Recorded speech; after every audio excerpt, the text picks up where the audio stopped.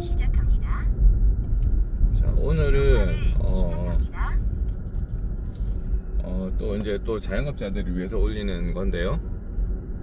일과 근심의 공통점에 대해서 조금 살펴보고, 그 다음에 이제 우리가 요거를 어떻게 극복할 것이냐에 대해서 또 생각을 해보겠습니다.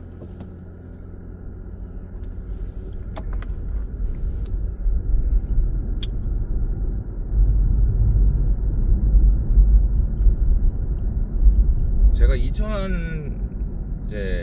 치과 의사들이 들어가는 사이트가 있어요. 그 사이트에서 이제 제가 이때까지 제가 썼던 글들을 검색해 볼 수가 있습니다. 이제 게시판에 필명 게시판, 제 진짜 이름을 쓰지는 않고 제 아이디를 써서 글을 올리는 게시판들이 있어요. 그래서 그 게시판에서 제 아이디를 검색을 하면 제가 쓴 글을 전부 다 볼 수가 있죠. 그런데 2012년도에 글이 있어요. 2012년도에 이제 그 당시에 이제 지금 여기 송도 쪽에 막 이제 이사 개원을 해서 병원 운영이 힘들다, 뭐 환자는 없고 직원들 급여는 자꾸 오른다, 그런 글들이 있었습니다. 2013년도에도 또 그런 글이 있어요. 2014년, 15년, 16년 이렇게 계속 있습니다. 계속. 하루는 뭐 이제 병원에서 할 일이 너무 없어가지고 졸다가 깼다, 뭐 그런 글도 있고요.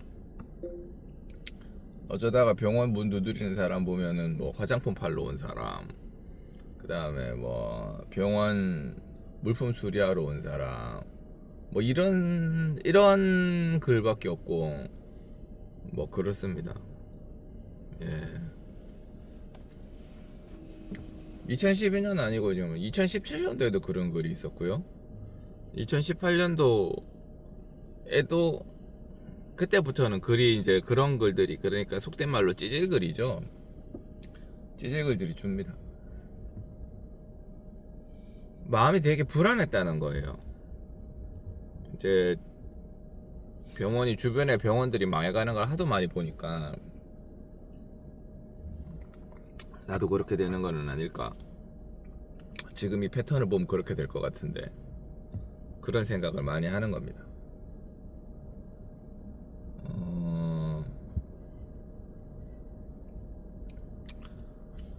지난달에, 지금 제가 지난번에 영상을 찍었었어요. 영상을 찍었고, 지난번 영상에서는 10월달에 병원 수익이 안 좋았다, 9월달에 병원 수익이 안 좋았다, 왜 그렇게 됐을까를 분석하는 영상을 올렸었는데, 그때 이후로 병원이 계속 뭐 그렇습니다. 뭐 크게 막 병원이 잘 되는 것 같지는 않고요. 이제 하루하루 외줄타기 하는 느낌이 들기도 합니다. 직원도 늘었는데. 그렇죠. 뭐 어떻게든 이제 뭐 기어기어 버티고 있죠.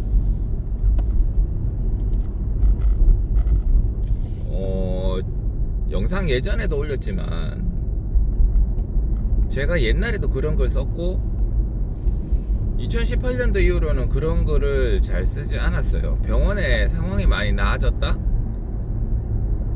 그런 거보다 심리적으로 이런 글을 쓰는 게 쓸데가 없고, 이게 걱정이 되더라도 실제로는 그런 일이 일어나지 않는다는 사실을 알기 때문에 굳이 찌질글을 써갖고 지금 당장 그런 글을 쓰면 내 속은 편해지거든요. 나 힘들어, 위로해줘. 너들 위로해줘가 아니라 니들도 다 힘들다고 말해줘 라고 확인받고 싶은 마음에 그런 글을 쓰는 거예요.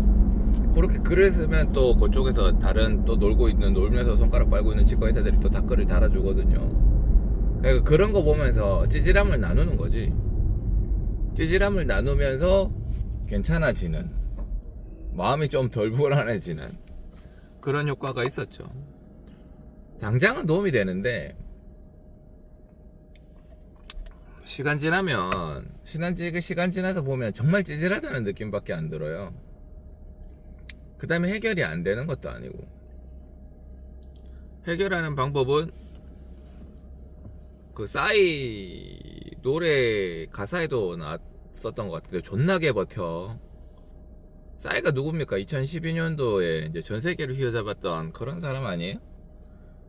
그런 사람이 이제 시간이 지나면서 강남스타일 같은 노래가 더 이상 안 나오니까 자기도 힘든 거지. 이제 자기가 가수로서의 그게 끝났나 보다. 자기는 여전히 가수 활동을 하고 싶은데, 근데 그게 끝났나 보다. 그러니까 가수가 활동을 계속 하면서 자기한테 다 잡는 말인 것 같아요. 제가 볼 때는 존나게 버텨.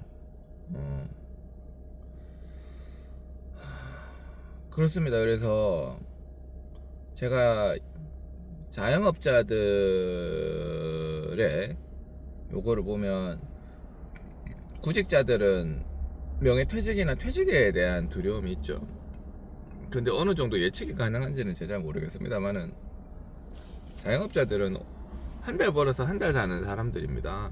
오늘 벌어서 내일 먹고 사는 사람들이에요. 그러니까 불안함이 시시각각이라고. 불안함이 시시각각. 지금 요새 삼성이 힘들죠. 이재용은 얼마나 불안할까. 맨날 아버지랑 비교당하고 삼성 한국 최고의 기업을 이끌어가고 있는데 좋은 소식은 안 들리고, 중국에서는 자꾸 삼성 위협하고 뺏들라 그러고. 그렇습니다. 얼마나 불안할까. 그런 생각을 합니다. 그냥 버티는 거죠.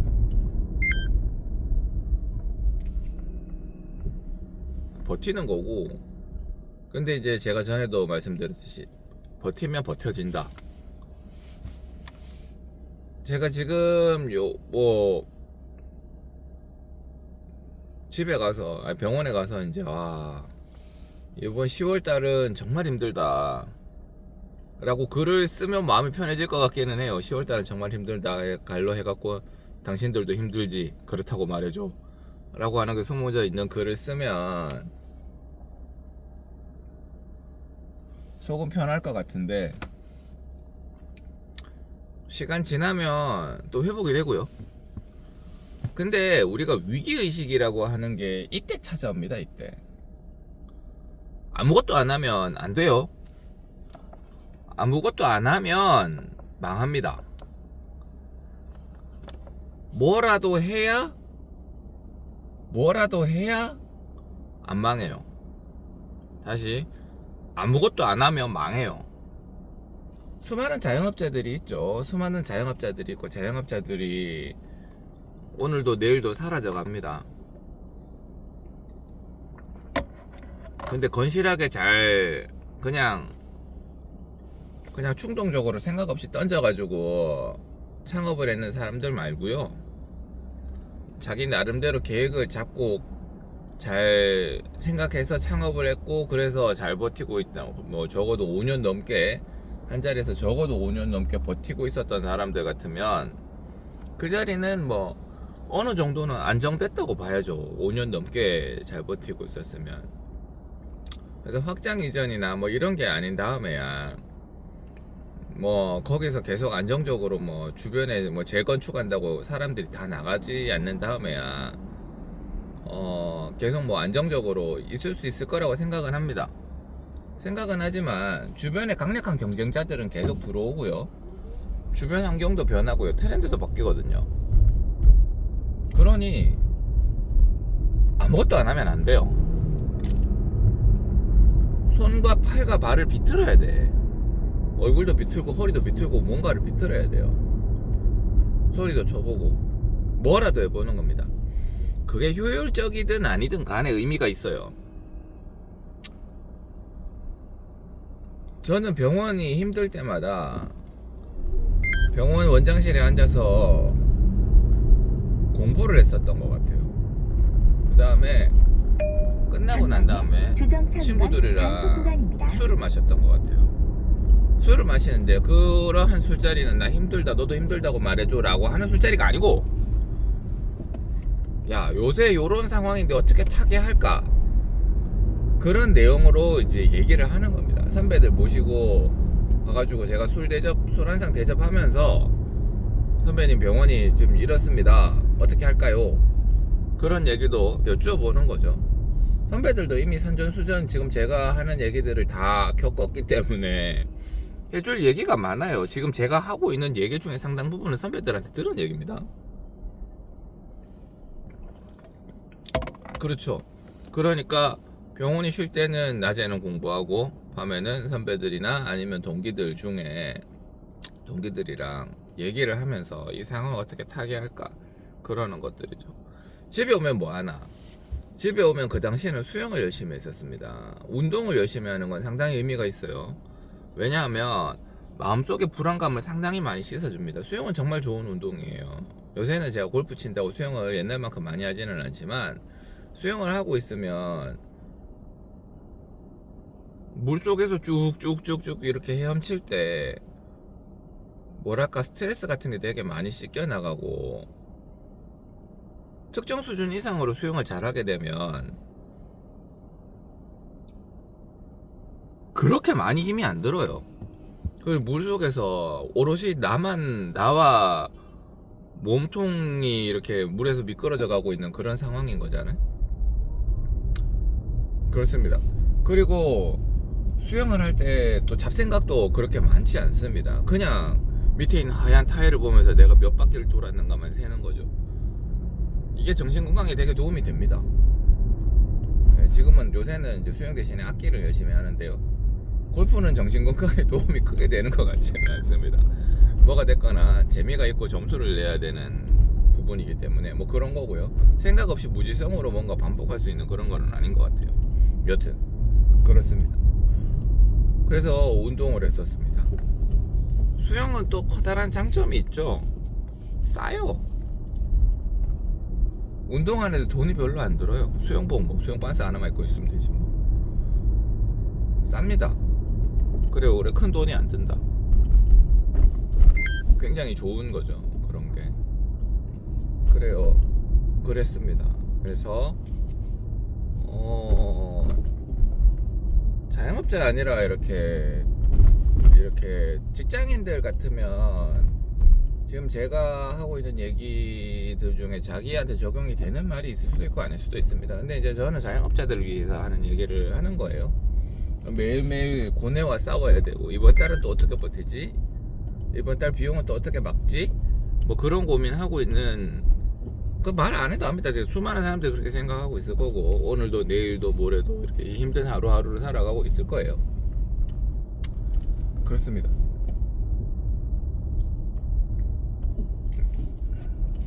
제가 과거의 글을 보면서 옛날에도 그런 생각했었구나. 근데 지금까지 버텨졌네?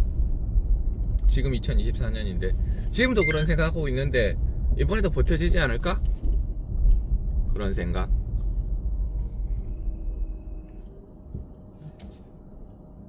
예, 지금도 버텨지지 않을까? 그런 생각 하는 거고, 또 그냥 당연히 버텨지겠지 하면서 손 놓고 있으면 안 버텨지고 더 악화 일로로 갈 거다 하는 사실을 알고 있고, 그러니까 뭔가 해야 된다. 그게 의미가 없는 행동이 절대 아니고 그때 발전한다. 그런 위기감, 야 큰일 났다 하는 이 위기감이 지금 상황을 타개하게 되는, 또는 지금 상황을 버텨나가게 하는 초석이 된다는 사실을 잊어서는 안 돼요. 너무 편하게만 있지 마시고, 근데 너무 걱정하지도 마시고. 신번 얘기고 맨날 하는 얘기지만, 그렇지만 오늘도 폐업을 고민하고 계시는 원장님들이나 혹은 또 안 좋은 생각하는 사람도 있단 말이죠. 자영업자들 중에 자살을 생각하는 사람도 있단 말이죠. 아니요, 솔직히 말하면 많습니다. 절대 그러지 마십시오. 버텨지고 해결되고 그렇습니다. 지금 당장 좀 귀찮은 행동을 하셔야죠. 공부하고 뭔가 손을 써야 되겠지만